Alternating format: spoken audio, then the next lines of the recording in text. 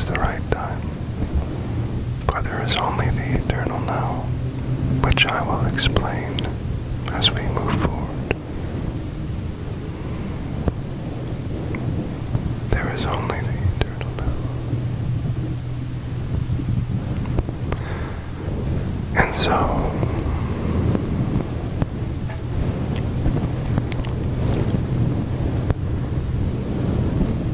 what is time?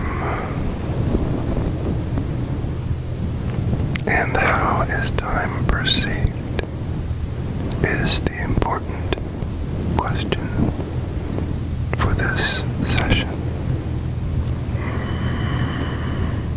And of course, the ego self, the identity, will start to move down into the realm of time to determine the answer. Contemplate, ruminate, exacerbate one's mind and body to find the answers always. Have you ever found the answer through time? Let's say you're feeling overwhelmed, or perhaps you feel lost and in need of a clear path or an answer. Has time ever truly given you the reassurance by going into some story of pain remembrances? No. By revisiting the past, it is a perpetuation of one's pain remembrances. And beyond that, there is a compounding accumulation of pain that gets drawn in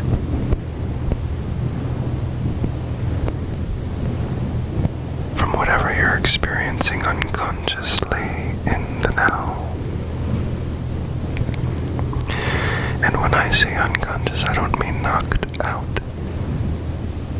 I mean, there is a general lack of awareness that you are alive, not a judgment, but a fact. When we create a construct of time and step into the past or into the future, we are not stepping into a time machine, but we would be made to believe such things by the egoic self, which knows nothing but time, as it encourages you to find the answers by diving in and looking deeper and figuring out the meaning of all of these things that are happening around you. Because of course, the ego sees you as separate from them. And thus, it is a quick leap from the past into the future, where the ego joins you all the same to say, if this changes, then you will be okay. And what if this happens? Then you will be in whatever situation it is, whatever the outcome is. It's either better or worse than things are now. That's what the ego wants. And it also wants you to completely ignore, suppress, and mask the now. This moment, which is experiencing sound and some visual phenomena through a two-dimensional screen that's made of silica, where there are electric signals coming to and from to give you the perception of reality.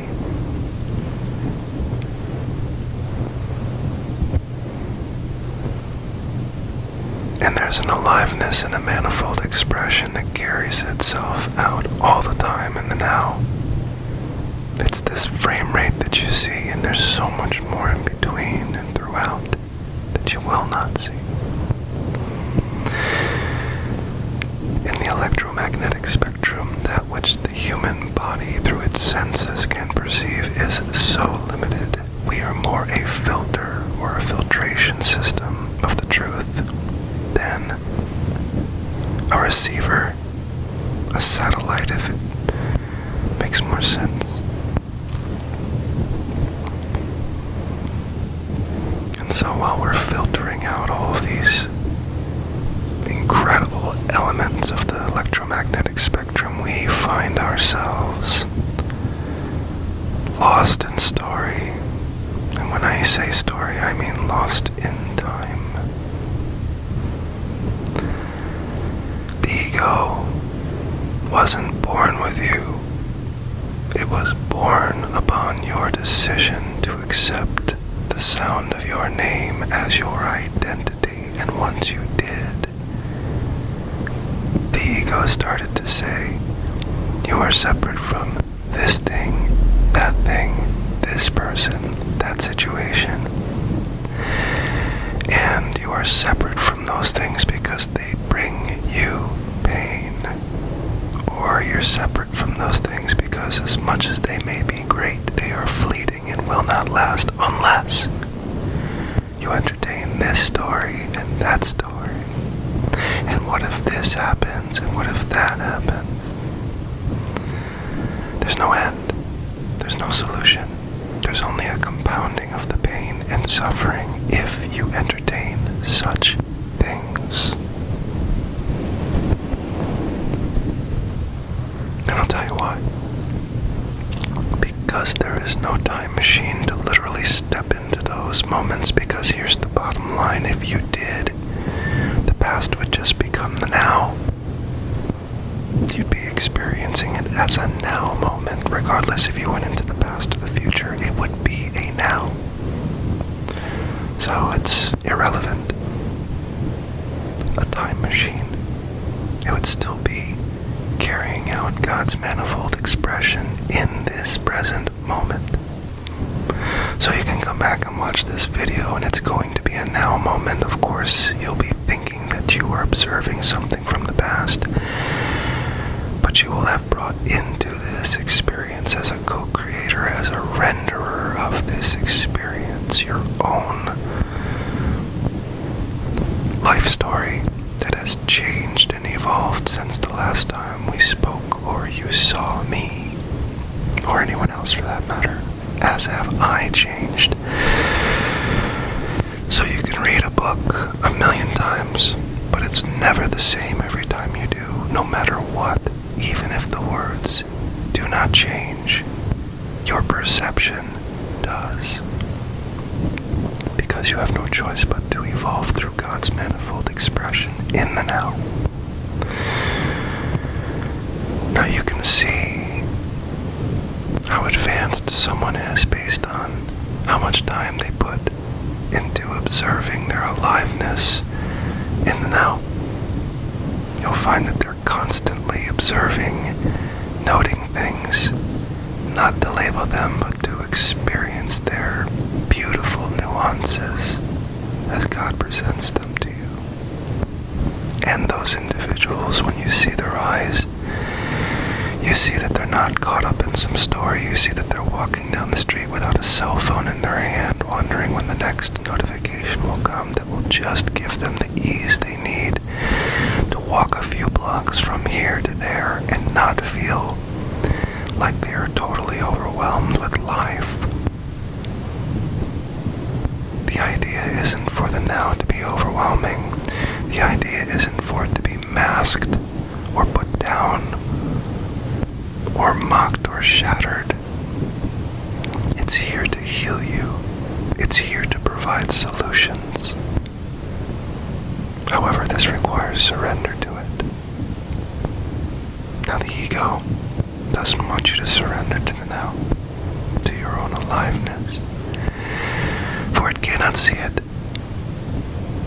Think of it like a spotlight. When you are here in the now, the spotlight is turned on and you can see it cutting through the fog of confusion and disappointment and distortion. Jump into the past, that light shuts off. It's a switch. Shuts off. You step into the past. Now you're in the dark. No solution. Nothing visible. Just the promise of a solution from a voice that doesn't even exist. It's a phantom. Your ego is a construct that you decidedly made because of your family influences or your life influences. Your life situation, your education, your culture, your language, your country of origin, wherever you've gone, whatever you plan to do, whatever you've ruminated about, all of that formulates into your ego identity. And it cannot exist in the now. Because if you truly were here in the now, you would not be labeling, judging, or making any sort of statement about separation from anything. You would feel the oneness with the universe that is intended for you, not only to heal, but to break free from this shell that surrounds the seed of your true fruition. So to germinate the seed, you must be present, and when you are present, you are alive, and thus you are receiving the aliveness of Christ. Do not be so offended when I speak about Christ as a thought, as a concept, as an infinite presence. Be relieved. For if Christ were actually a body, it would be separate from you, and thus there would be no way to attain such consciousness as expressed by Jesus himself. Jesus means salvation. Christ means anointed, or the anointed one, which is the oil that kings and queens, emperors and empresses are doused and bathed in before they take on their position as ruler of their kingdom. And it is said that Jesus' kingdom is not of this world, which means it is not an external kingdom, and goes further to explain that the kingdom of heaven is within you. So if you are looking at God or Christ as something outside of you, you are looking at God or Christ as separate from you, and you are being led astray by the ego to try to define something that is confusing, unreachable, unattainable. Yet all the same, out of fear, you must follow what others tell you in order to be saved, as if your salvation would come from something outside of you. That is the promise of Satan. That is the promise of the devil, of the serpent in the Garden of Eden. It's so easy to understand when you start to look at what this means. The kingdom of heaven is within. Okay, it's not just a concept. Yeah, that sounds good. No, it's true. Look at what's happening to your body from within. And in order to do that, you have to use the imagination. And that, my friend, is the ticket. The imagination. The nation of images that comes forth from an infinite thought that says, you can be anything, you can do anything, you can be anywhere. There are no restrictions, there are no constraints. Not in the world of the imagination.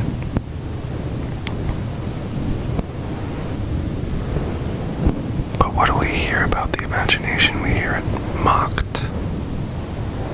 Oh, that person has a vivid imagination when they think of that story. A wild imagination. They let their imagination take them for a ride so that they never truly ground themselves in land. This comes from the adult who has been totally indoctrinated by the ego that was their own construction. I say this because I've been there, my friends, and I am at times reintroduced and decide to be, instead of an observer, a participant. And we have to be participants at times. We cannot expect everyone to understand that the kingdom of heaven is within them, including their salvation. That that kingdom comes from an anointment from Christ, the infinite intelligence, the unified field.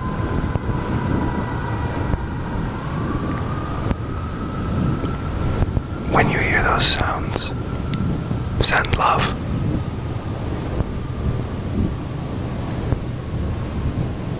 Someone is in need. Send love.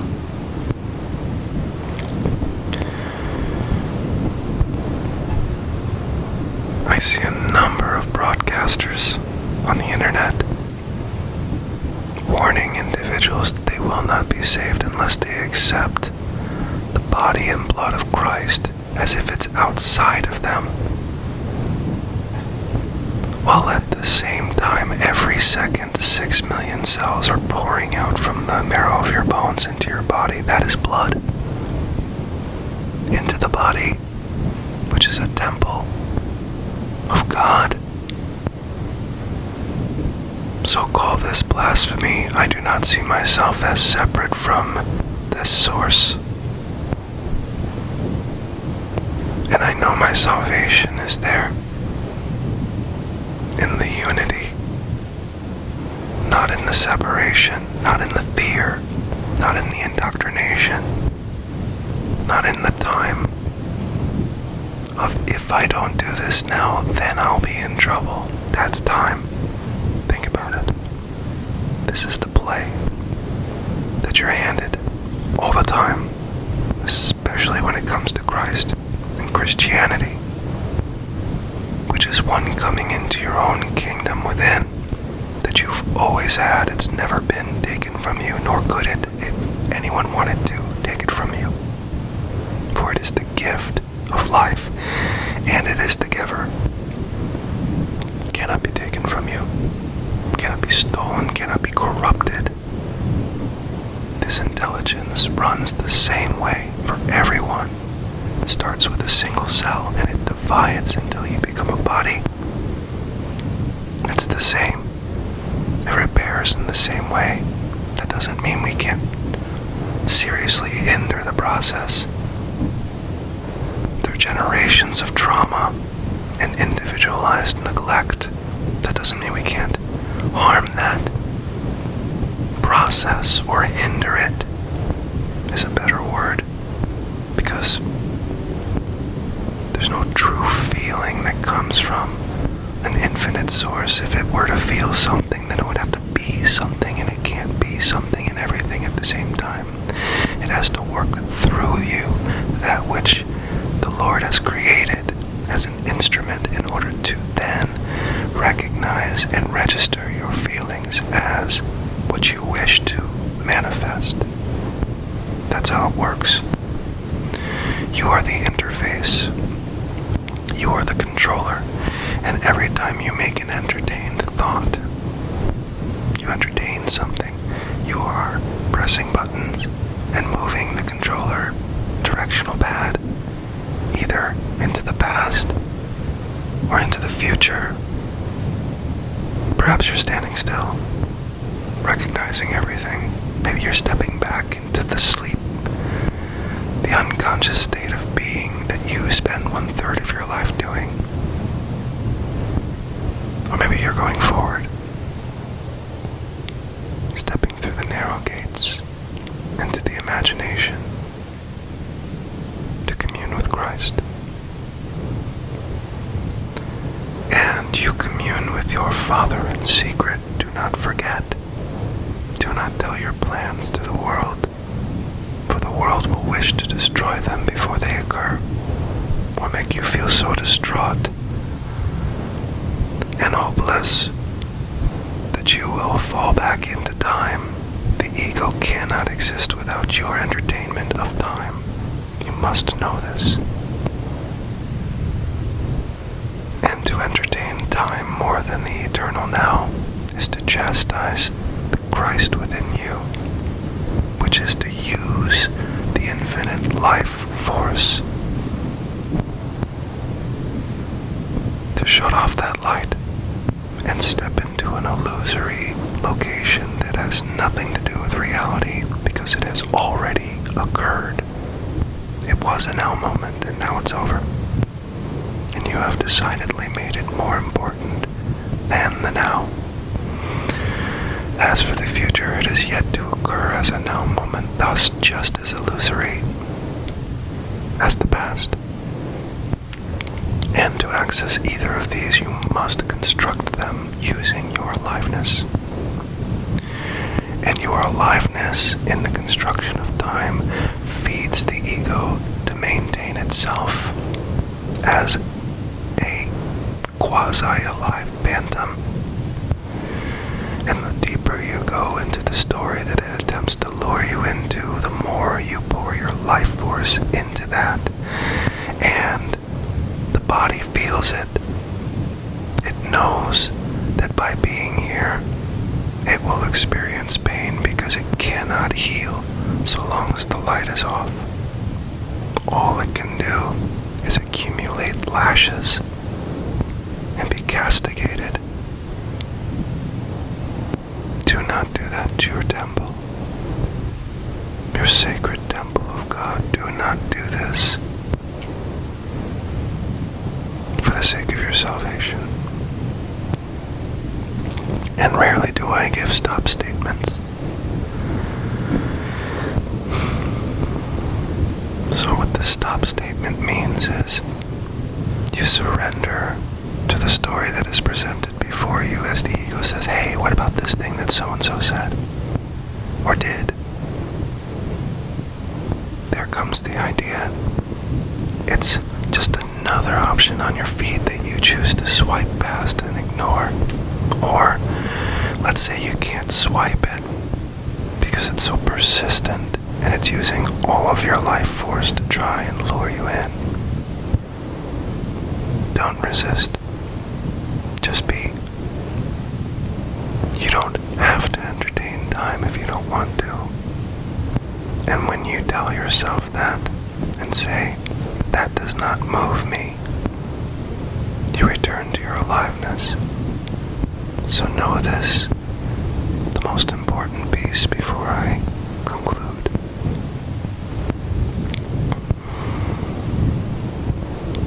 If you are aware that you are entertaining time and you have come out of it to understand that you were just in it, that is presence.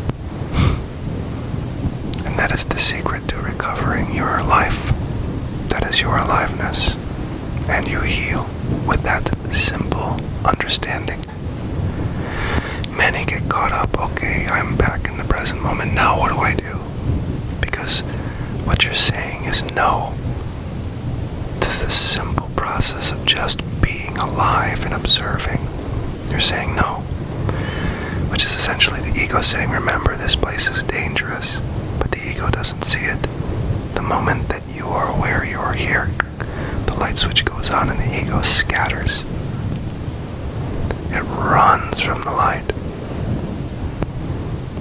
But if you stay with the ego when it's trying to show you that deep, painful story that's so offensive and so jarring that you want to be separate from it, but instead you decide, no, I'm not going to be separate from this, I'm just going to be. In that moment, the ego gets pinned down. It can't move because it thought it had you in a deep story that it invested so much of your energy to try to pull you into. And you become present with it. it becomes pinned down by the light, not by you, because you're not aggressing toward it. You're not running either. You're not pushing the directional pad. You're being present. And all it wants is for you to just hold that left and run in circles and make no advancement. You do not pass go, you do not collect $200, you just run in the same cycle, accumulating pain, tying in whatever could be into your past for the sake of building a even further, deeper narrative of how you are a victim of external circumstances, and that is your self-imposed slavery. I say this because I have been there, and now, should I happen to entertain time, it's for a fleeting moment. I'm immediately back, and it doesn't feel good. No. That doesn't mean when I come out of it and I realize I'm present, that it feels good. No. I'm just present with the fact that it doesn't. And I'm not resisting it. And that allows the healing to accelerate. So, when it comes to the future, it's the same thing. You came out of it. Say to yourself, say in your mind, this does not move me as much as I observe. I am alive. This does not move me as much as I observe. I am alive. And if it feels so painful, because you're not used to being in the present with it, to allow this pain to just process and unwind itself, use the following affirmation, which I find most useful, along with this does not move me. Say to yourself, say to your highest good, the infinite intelligence with you, I cast this burden on the Christ within and go free to be divinely prospered and met with perfect health in the now, as the answers come, speeding their way to me without hesitation or delay. I know this is my truth, and I love the truth more than anything else. The truth is what moves me. Everything else does not. And this is my choice by divine right. For at any moment you can simply step through into the narrow gates of the imagination and be with your head in the sand, cotton in your ears, whatever it is. The external world will want to judge you, mock you, belittle you, because it cannot see the glory that you are living when you step through the narrow gates into the imagination, because that is Christ. The ego cannot exist with that, for the ego is illusion. It's a construct that was built when you believed that your name was all you are and all you ever will be. Well, what about the time before you knew your name? What about the time when you were in the womb? What about the moment when you were conceived and light went scattering out into all the corners of the universe? What then? Were you? Were you not an amalgamation of Christ then? Your ego would want you to believe that you were nothing until you were a name and a collection of life experiences, mostly painful. That matches what the serpent said to Adam and Eve. Would you like to become like God? I can show you from the outside. I can show you what it's like to be like God.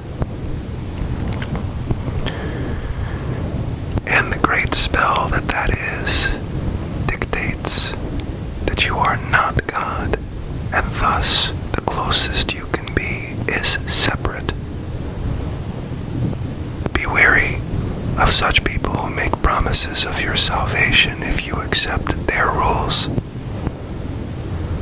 For that is not the word of the Lord. No.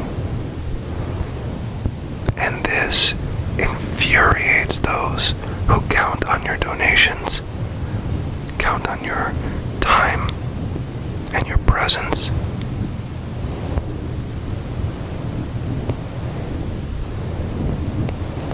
Mainly fed by the ego in the form of a distortion, do not comply with the threats that you are lacking something unless you follow through with some external demand. Do not comply. Cannot stress this enough. You are not a slave to the external world. You are the creator of it.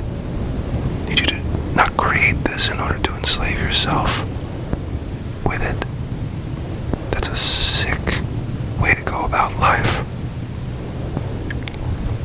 Just because the world does by and large embrace life in such a way does not mean it is healthy.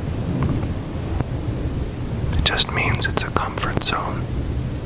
And many people would rather be in a comfort zone, fearful of external circumstances and feeling victimized by them, than to actually make some significant leaps of faith by just being alive and observing the now.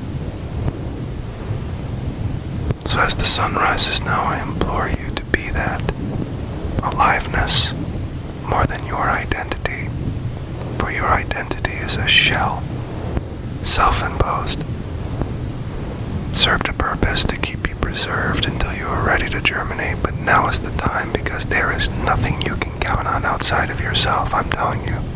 I've looked. I've checked all the areas. I've observed. I've fallen into every single trap that I could possibly imagine there being, and disappointed by them all. And the only thing that gives certainty now is I observe I am alive, and that is enough. Even when the world says it's not nearly enough, it needs to be so much more than that. It needs to be so much more effort-driven. Well, I put in effort so long as it's with the Lord in the now. I put in effort so long as it's with the Lord in the now. The Lord receives my effort, not the past, not the future, and not some external demand that promises my damnation. Because I've said something that does not resonate. All that is an individual that you want to see yourself as separate from, so offer love and offer the other cheek. And realize so many people who are unconscious that they are participating in a construct of time based on fear and belief that they are victims of external circumstances. You cannot expect them to awaken because of these words or anyone else's that knows the truth of the kingdom of heaven being within and one's own salvation residing there now. That it's never been lacking. It's only been masked by some story that is meaningless. In those moments of great epiphany, when I felt closest to God, when I feel closest to God, I know for sure that this story is meaningless in comparison to our truth, which is infinite. So rest in that assurance of your truth. Know that you are a walking, talking wish fulfillment machine where your thoughts and feelings create your reality, and you are the creator of your own victimized life, your own damned life, or your own salvation. And that is a beautiful gift to be able to take it in either direction, my friend. It's a gift to throw yourself into damnation, knowing that it was your own choice. Yes, it was. For if you were to just be with that pain, it would subside. And then you would know. Oh yeah, I created that. If you have the time to pay attention to this, is there really a problem? If you have the time to be here and listen to this, is there really a problem? If you have a cell phone in your hand with signal and service to be able to even see this, if you have a cell phone, is there really a problem? You are enriched with the time and the gift of something that is so profoundly impacting if you embrace it, and it is given to you for free. You don't have any problems. Your ego's gonna hate hearing that, but you don't have any problems because they don't move you as much as your aliveness and healing in the now moves you. For here and now is your salvation. So let's close with an affirmation of truth. I know that I am pure spirit, that I always have been, and that I always will be. I know inside me there is a wonder and intelligence that is the giver and gift of my life. This is God. This is Christ, and this is my salvation, which responds to me whenever I entertain thoughts. It doesn't restrict what can be manifest. It simply gives in accordance to my desires, whether my desires are impressed unconsciously or with awareness. This source loves me all the same and would not deny me such wishes, no matter how horrific the consequences could be perceived as. It would allow me to build a construct in which I become a victim of external circumstances, out of love for me, to have complete and total freedom over my creation. Thus, I love this truth. I align myself with this truth, and I understand this truth can only be accessed by becoming like a child in innocence. And through that innocence, I heal, and I find myself divinely inspired and renewed in the glorious expectancy of the good through God, which is the only expectancy I can have with truth and understand it's coming to me. It's speeding its way to me. It's with me now, and it's already done. As I order this with my thoughts and feelings, I know through my faith it is made so. And your faith is the belief that you have it now without the tangible proof that your external world demands you show before you receive any recognition for your glory. So do not share these things. Your wishes, your plans, your aspirations, if they do not exist in physical matter, the world outside of you will deny you it and mock you and laugh at you. And when they do, if you slip, lean in and listen to the response, which is a response to your error. Pray to your Father in secret. Until next time, be well. Rest, relax, receive, know that you are loved. I believe.